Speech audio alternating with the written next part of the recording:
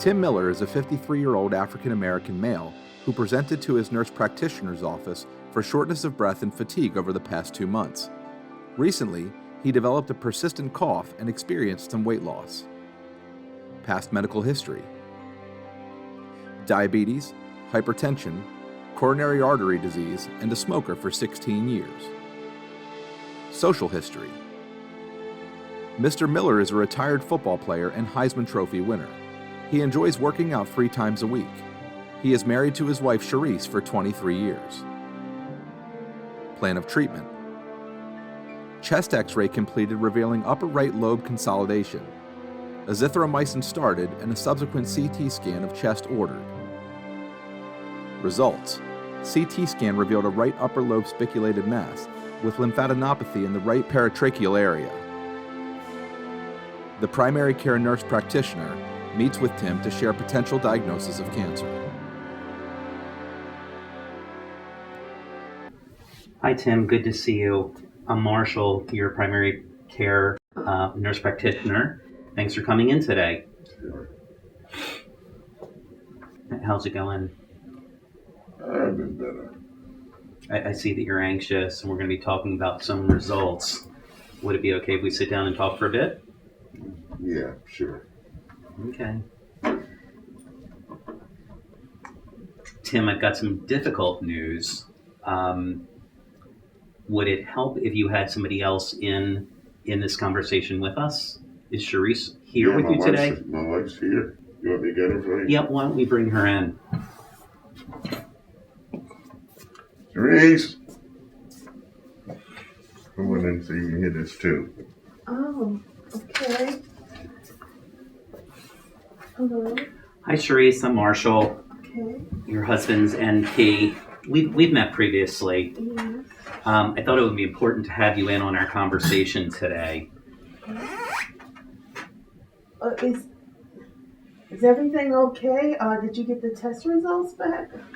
I know we've been anxious to hear. I know, that's what we wanted to talk about today. Would it be okay if we went over the results right now? Okay. Yes. Let's do Tim and Charisse, I wish I had better news, but the CT shows a mass that is concerning for cancer.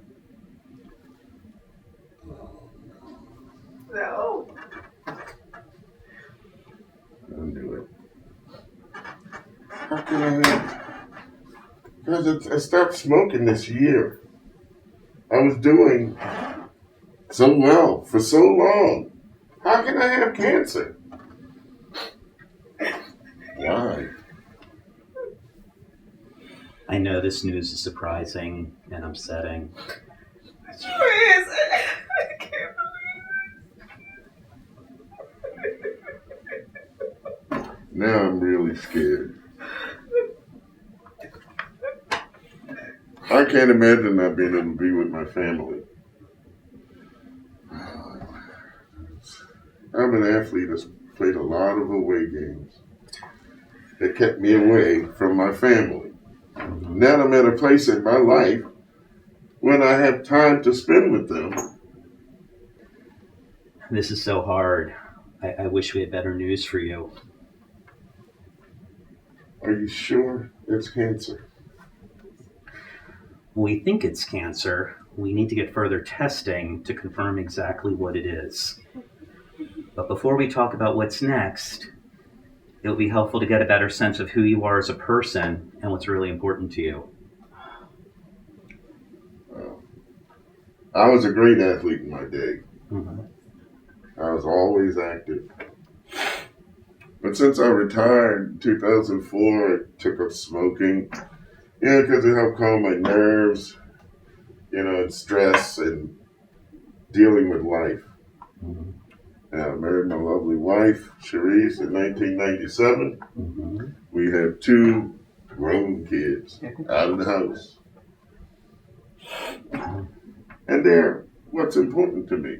Mm-hmm. That's what's important in my life. They are my life. And I want to be there for them. I want to spend quality time with my wife now that I'm retired. Mr. Miller met with oncology and radiology. Biopsy results revealed small cell lung cancer. He has been in treatment for 3 months. Recently, Mr. Miller developed worsening chest and back pain, for which he was sent back to the hospital. Mr. Miller's care team is speaking with him about his symptoms and disease progression. Hi, Mr. Miller. It's Ben, your nurse practitioner here at the hospital. Is it okay if I call you Tim? Sure. All right, Tim. I wanted to introduce your care team, the folks that'll take care of you here while you're with us. Okay. Hi, I'm Lauren. I'm your social worker. I'll help you plan for the next phase. I'll also work with your outpatient social worker in case there are any additional needs you have at home and to see if there are any resources we can provide to help you throughout your care. Hi, sir. I'm Suzanne. I'm the clinical pharmacist on the team. So I'll work with you and the team to help adjust your medications and your symptom management, and then also coordinate with your outpatient pharmacy at the point of discharge for your medications at home. I may stay around afterwards to see if there's any symptoms you'd like addressed while you're here.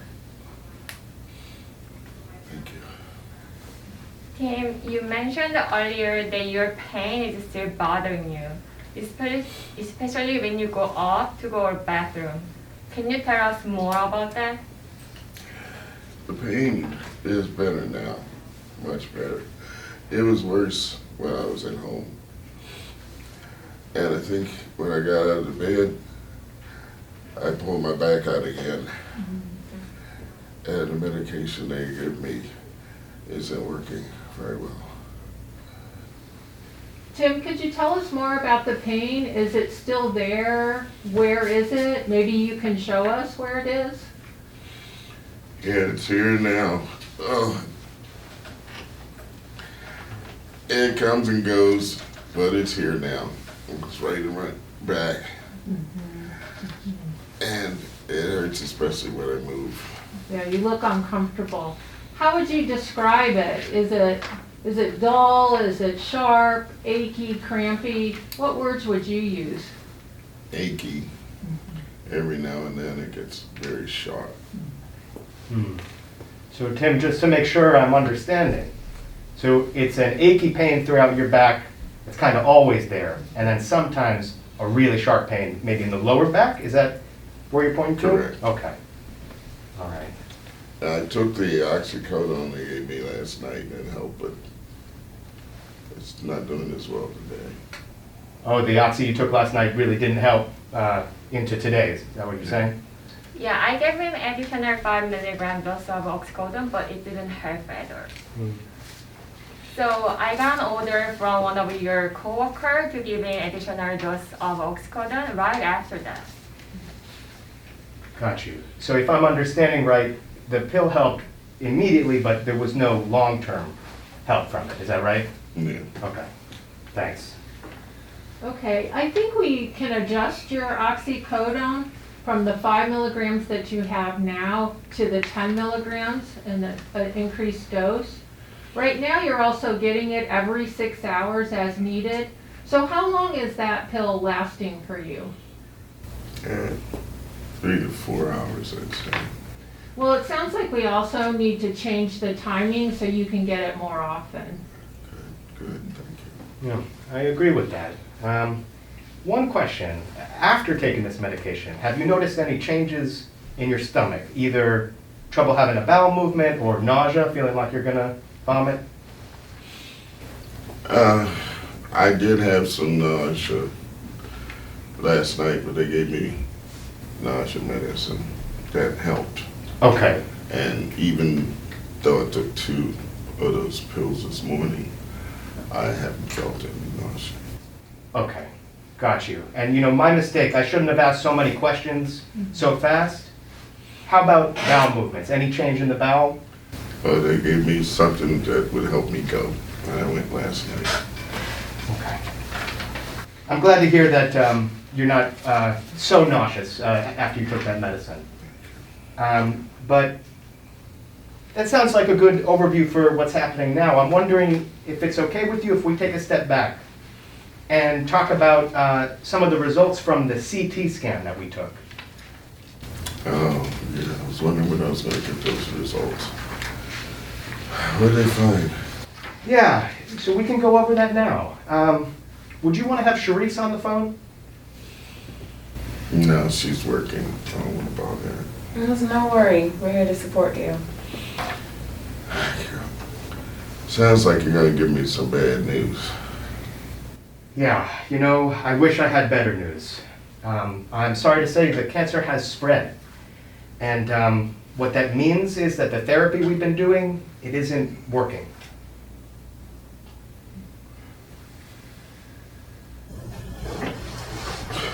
I knew something was wrong.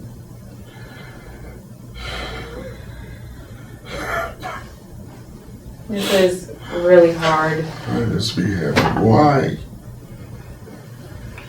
Is there anything we can do for you right now? I'm so sorry you're going through this.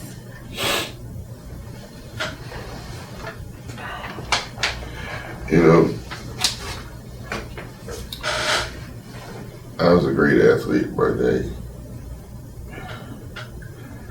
I did a lot of away games. Kept me away from my family a long time. I can't imagine not being able to be around my family.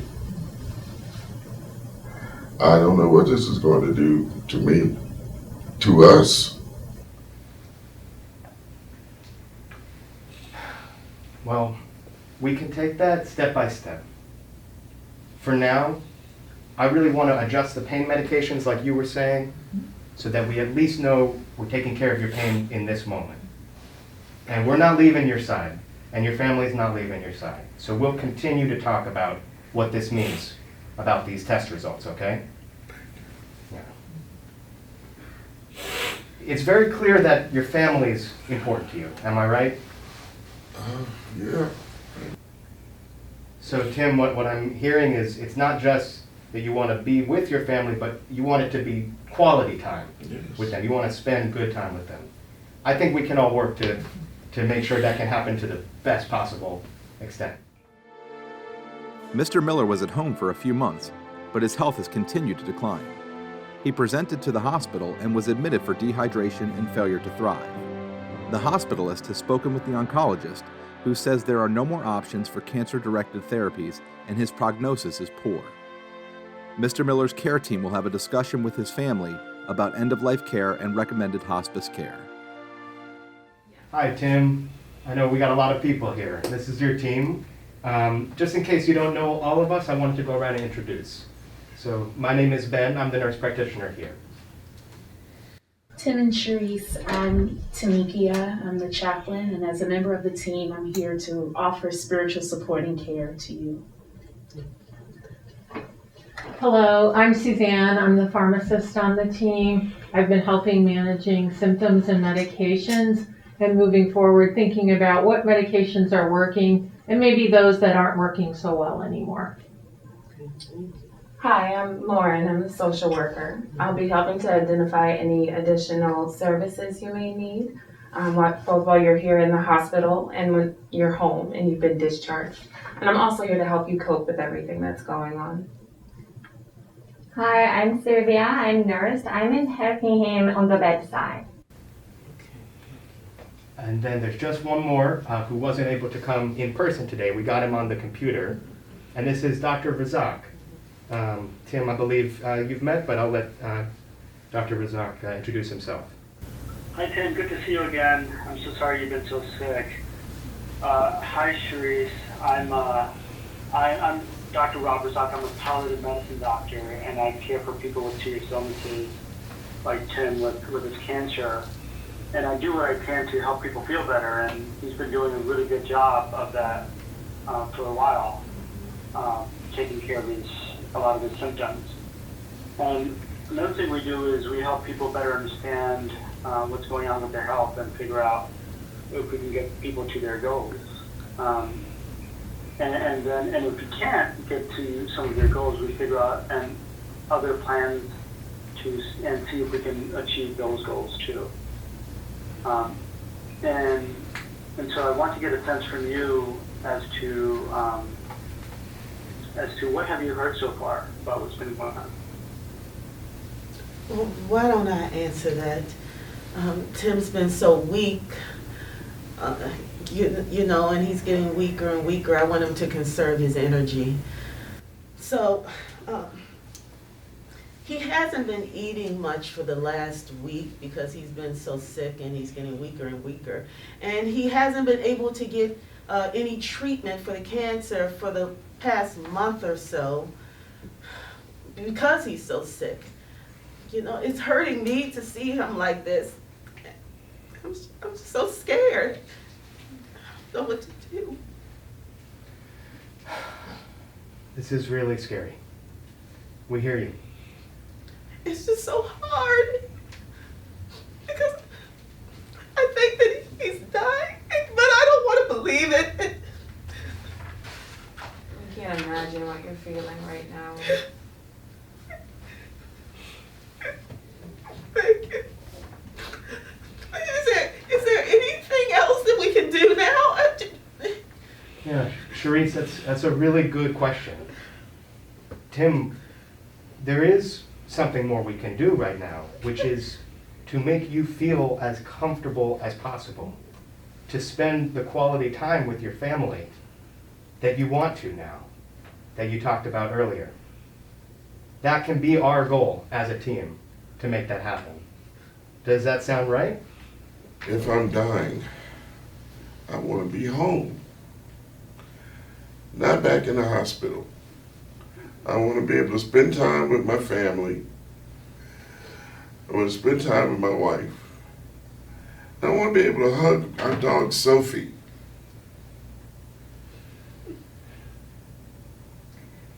Thank you for sharing that. It's really important that we know your wishes.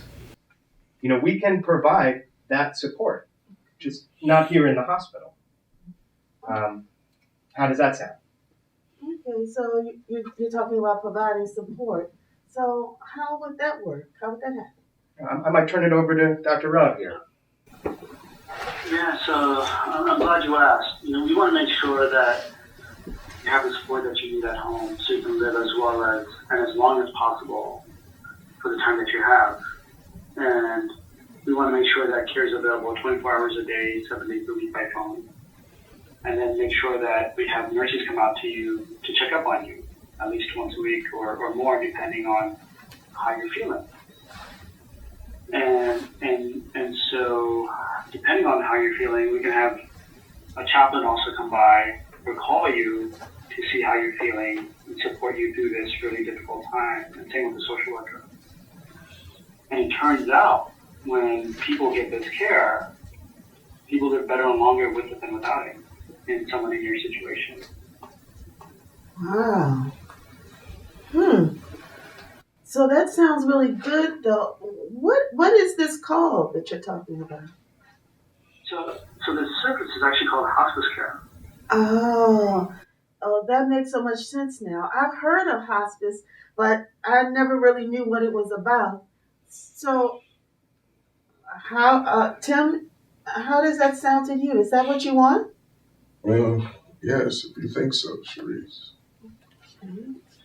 So hospice becomes your 911 and manages all of your healthcare needs. So your physical, emotional, and spiritual needs. You won't have to go back and forth to the doctor.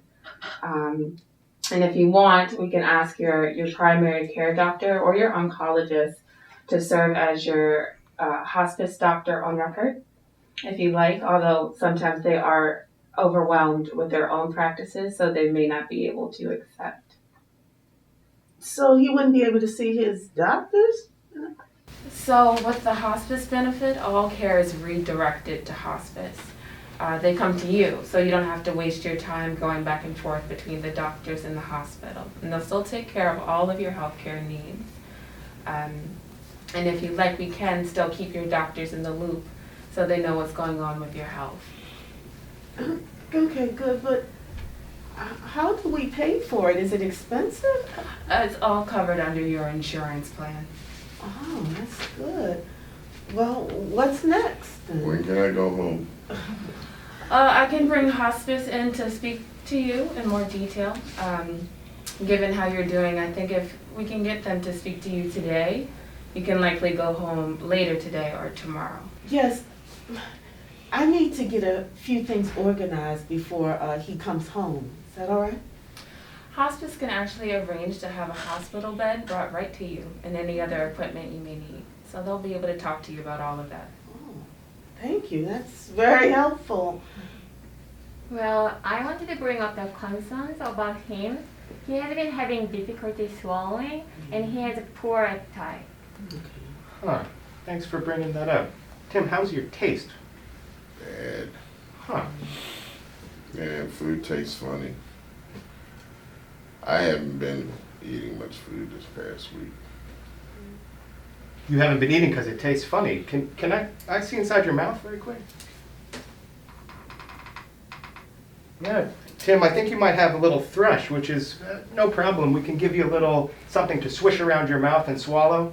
It'll take care of that in a little bit. Does that sound okay? Oh, that'll be great. That might be easier to eat then, yeah.